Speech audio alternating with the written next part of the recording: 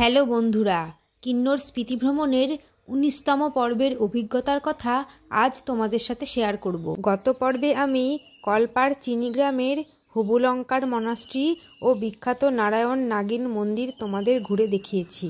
এই পর্বে কলপা থেকে যাত্রা শুরু করে রেকংপিও শহর হয়ে আমরা পৌঁছে যাব সাংলা। পথে দেখে নেব শতদ্রু ও বস্পা নদীর মিলনস্থলে তৈরি হওয়া বিখ্যাত করছাম ড্যাম।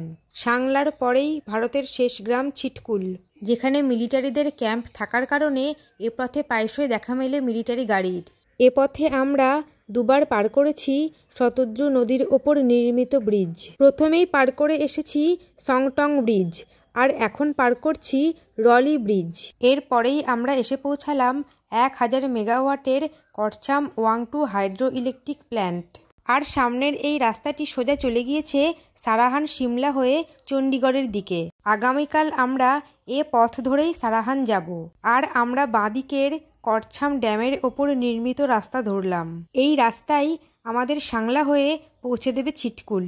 এই ড্যামের পাওয়ার হাউস নিচে ওয়াংটুতে রয়েছে।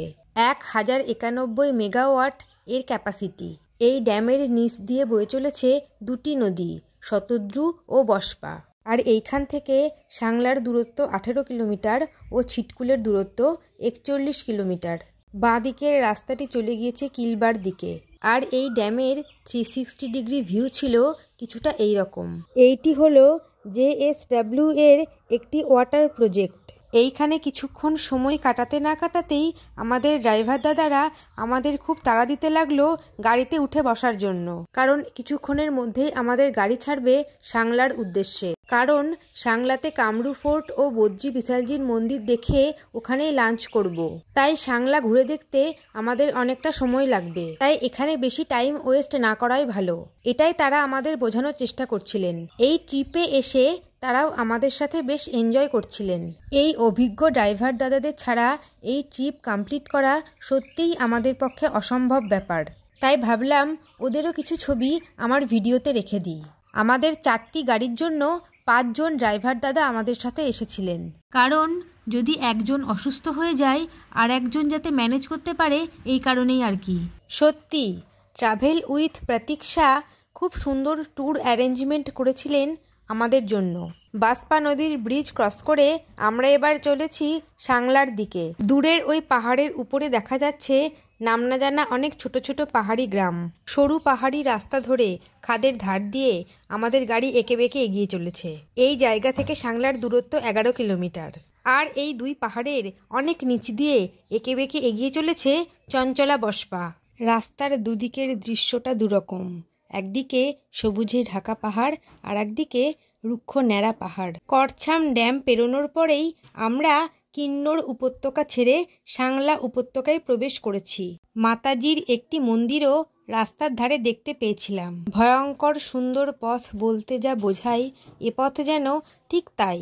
ঠিক এই রকম সরু রাস্তা দিয়ে এগিয়ে যেতে লাগলাম সাংলার দিকে। কিছুক্ষণের মধ্যেই পৌঁছে গেলাম সাংলা। আর এই উপত্যকার চারিপাশে শুধুই আপেল বাগান। সাংলা বাজার, হোটেল, রেস্টুরেন্ট, বাসস্ট্যান্ড ছেড়ে আমরা এগিয়ে যেতে লাগলাম কামরু ফোর্ট ও বদ্রি বিশালজির মন্দিরের দিকে। ২৬২১ মিটার বা ৮৬০০ ফুট উচ্চতায় অবস্থিত বস্পা নদীর তীরে একটি ছোট্ট পাহাড়ি জনপদ হলো এই সাংলা।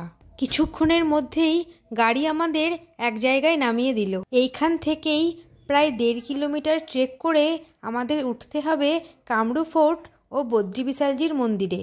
আর এই রাস্তার দুপাশে সারি সারি দিয়ে শুধুই আপেল বাগান।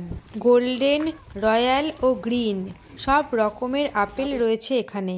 পথ চলতে চলতে দূরে পাহাড়ের ওপরে কামরু ফোর্ট দেখতে পাচ্ছিলাম। এই স্থান থেকে মন্দির আরও ৭০০ মিটার। কলপার মতো এখানকার আপেল বাগানও বেশ ভালোভাবে ঘিরে রাখা হয়েছে, যাতে একটিও আপেল কেউ বাইরে থেকে পারতে না পারে। রাস্তা খুব ভালো, কিন্তু হালকা চড়াই রয়েছে। এ পথেই পাহাড় থেকে নেমে আসছিল নাম না জানা অনেক ঝর্ণা। এই জায়গা থেকে রাস্তা কিছুটা খারাপ, আর এই জায়গা থেকে ছড়িয়ে ছিটিয়ে থাকা সাংলার ঘরবাড়ি সহ বিস্তীর্ণ উপত্যকাকে যে কী সুন্দর লাগছিল তা বলে বোঝানো অসম্ভব। আই লাভ কামরু এই লেখার পাশের সিঁড়ি দিয়েই আমরা উঠে গেলাম মন্দির ও ফোর্টের দিকে। কিছু সিঁড়ি ভাঙার পরেই আমরা পৌঁছে গেলাম বদ্রি বিশালজির মন্দির চত্বরে। এর আশেপাশে কিছু চাষের জমিও ছিল। ঢোকার গেটটি ছিল অসম্ভব সুন্দর কাঠের কারুকার্য করা ও বিভিন্ন দেবদেবীর মূর্তি খোদাই করা। মূল মন্দির বন্ধ থাকার কারণে আমরা মন্দিরের ভেতর ঢুকতে না পেরে বাইরে থেকেই মন্দির দর্শন করলাম। আর এই মন্দির চত্বর থেকেই উঠে গিয়েছি সিঁড়ি, যা আমাদের পৌঁছে দেবে কামরু ফোর্ট। আর এখানে ফোর্টের একটি ধ্বংসাবশেষের অংশ চোখে পড়ল। আর এই সিঁড়ির দুপাশেই গ্রামের মানুষের বাড়ি, তাদের ফলানো কিছু সবজি ও আপেল বাগান ইত্যাদি দেখতে দেখতে আমরা এগিয়ে গেলাম ফোর্টের দিকে। আমাদের বাড়ির গাছের পেয়ারা যেমন এদিক ওদিক পড়ে থাকে, এইখানেও ঠিক টিনের চালে পড়ে রয়েছে কত আপেল। এসব কিছু দেখতে দেখতে কিছুক্ষণের মধ্যে পৌঁছে গেলাম কামরু ফোর্ট। আর এই ফোর্টে ঢোকার আগে টুপি পরা ও কোমরে দড়ি বাঁধা বাধ্যতামূলক। কাছে টুপি না থাকলে টুপি ও কোমরের দড়ি এনারা এখান থেকে দিয়ে দেন এবং ফোর্ট দেখে ফেরার পথে তা আবার ফেরত দিয়ে দিতে হয়। সেই সময় সাংলা ফোর্টে কাজ চলছিল। राजे होते हैं उनका राज तिलक यहाँ होता है। ये कौन सा राजा के हम बुशर बुशर बुशर राजा है? राजा का नाम क्या था? राजे बहुत है, 121 राजा है। 121 वहाँ से ऊपर नहीं जाना बाहर। আসামের কামরূপ থেকে মা কামাখ্যাকে এখানে প্রতিষ্ঠা করা হয়েছে। কামরূপ কথাটির অপভ্রংশে এই মন্দিরের নাম হয়েছে কামরু মাতার মন্দির এবং মায়ের নামানুসারেই এই গ্রামের নাম হয়েছে কামরু গ্রাম। আর এই হলো সেই বিখ্যাত কামরু ফোর্ট, যেখানে 131 জন রাজা বসবাস করেছেন।